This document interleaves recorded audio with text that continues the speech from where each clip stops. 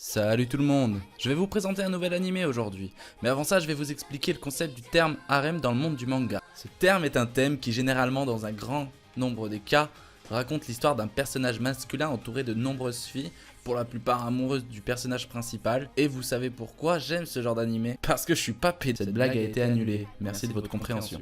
Plus sérieusement, je vais vous présenter Ino Battle wa Nichijoke no Nakade. Cet animé est comme de nombreux autres adapté d'un light novel. Ando Jurai est notre personnage principal durant ces 12 épisodes.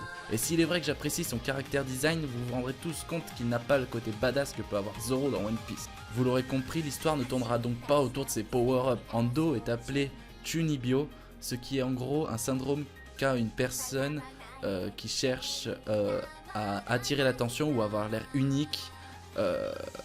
Et il cède de son imagination pour cela. Maintenant je vais vous planter le décor de cet animé. Ando Jurai sera accompagné de ses amis du club de littérature de son lycée. Kansaki Tomoyo est une jeune fille qui pendant longtemps ne montrera aucune compréhension envers la personnalité spéciale d'Ando. On nous la fait pas à nous. Suite à ça nous avons Kushikawa Hatoko qui est son amie d'enfance. Nous avons aussi Takanashi Sayumi. Vous me direz que jusqu'à là c'est un harem sans trop d'abus, mais... Des lycéens avec une gamine de primaire! Himeki Shifuyu est donc la dernière personne de ce groupe. Plus sérieusement, j'exagère un petit peu car l'anime ne cherche pas non plus à rendre les choses dégueulasses, car il est plutôt tout public.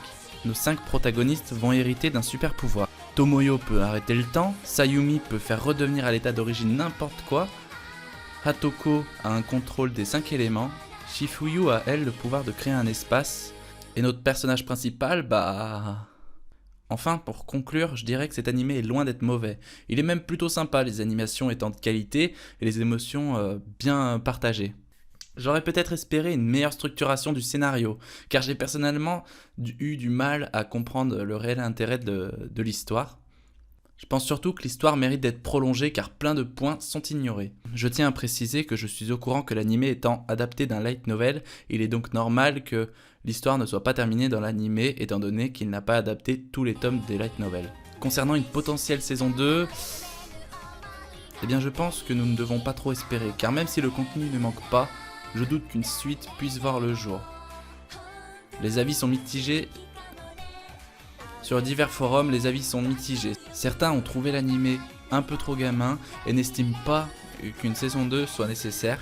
Et malheureusement, on ne trouve pas d'infos officielles qui viendraient confirmer l'apparition d'une saison 2. Divers sites l'annonçaient en fin 2015, mais étant donné qu'on est en 2017, en tout cas, je vous conseille malgré tout de regarder cet animé car il reste sympa. N'hésitez pas à laisser un like si vous rêvez de voir une suite à cet animé, à débattre dans les commentaires, et je vous dis au revoir.